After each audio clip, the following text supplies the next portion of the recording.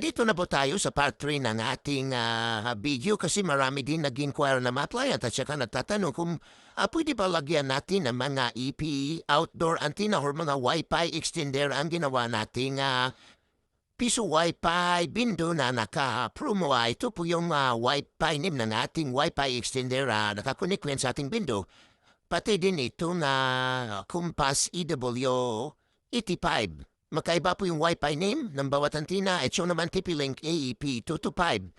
Then, lahat po itong tatlong antenna natin na connect dito sa ating VENDO kasi marami pong tatanong kung paano daw mag-connect or babdagdag na mga EP antenna dito sa ating nakapromo na Wi-Fi VENDO. Ayan, tatlong na EP antenna pong nilagay natin. Para po sa mga baguhan o sa mga nag-inquire natin mga playad, ganito lang po ang ginawa nating setup. Plug and play lang po talaga tayo dito sa ating VENDO na wala na po talaga tayong wiring. Ngayon dyan po, pakitap ko po sa inyo. Ayan, direct na po talaga ang ating mga EP antenna or mga Wi-Fi extender dito sa EP port. Ayan, meron po talaga nakalagay dyan EP port na tatlo. Tapos ay speed on sa internet connection kaya nakalagay na po ang ating mga EP antenna. Ganun lang, direct lang po talaga doon sa EP port. Kung wala na pong gispisa ng ating EP port, kung mag-multiple pagdagdag pa tayo, maglalagay lang po tayo ng additional switch up. Ganun lang ka, simple. Ngayon, para mas mapabilis pong video, check po natin dito sa ating mobile phone kung saan tayo connected. Ayan, connected po tayo sa Wi-Fi name ng Wi-Fi extender natin, the EC1200. Then, try po natin mag-speed test kung meron talaga internet connection na nating mobile phone. Okay, pidutin natin go.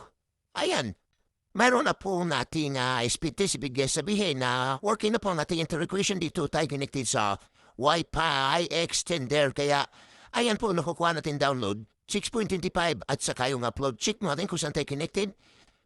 Ayan, connected po talaga tayo sa MacJu Wi-Fi dito sa extender na tenda kung saan connected sa ating VENDO. Kaya yun, sa mga client nagtatanong, lilipat po tayo sa EP outdoor antenna. Iba po yung Wi-Fi name. Di po kailangan kaparehas yung Wi-Fi name. Hanapin po natin Divine 1. Dito tayo sa MacJu, Divine 1 Compass. Pag-click po natin yan, automatic na po lilipat ang client, hindi po mawala ang kanilang oras. Hintayin po natin yung tining. Okay, connected. Ayan, dito na connected na natin mobile phone sa Compass EW85. Din, try po natin mag-speed test kung talagang mayroong internet connection na pumapasok sa ating cellphone. Ayan, working na po agad ang ating speed test kung saan dito na tayo connected sa Compass EW85. Iba po yung Wi-Fi name. Hindi po mawawala ang kanilang oras. Kahit maglipat-lipat ng mga EP antenna, ayun, meron tayong download na 6.72. Check natin kung saan tayo connected. Ayan, connected tayo sa Divine 1 Compass. Ngayon, lilipat naman tayo sa Unlimited Piece Wi-Fi sa 5G. Dito naman sa TP-Link EEP225, dyan tayo connected sa Compass. Ito po yung Wi-Fi name. Unlimited Piece Wi-Fi 5G. Connected na po agad. Dito na tayo connected sa TP-Link EEP225. Hindi po nawala kanilang oras connected. Click po natin speed test kung meron po talagang internet. Yan po previous speed test natin. Ayan. Working na rin po ulit ang ating speed test na dito na rin connected sa TP-Link EEP225 na iba po yung Wi-Fi name. Kaya pwede pong lipat-lipat ang ating mga client sa ating mga EP outdoor antenna na kahit hindi po magkaparehas yung pangalan. Ayan, successful po. Kung check po natin kung saan tayo connected talaga. Ayan, connected tayo sa Unlimited Piece Wi-Fi 5G sa TP-Link EEP225. Working po ang ginawa nating setup.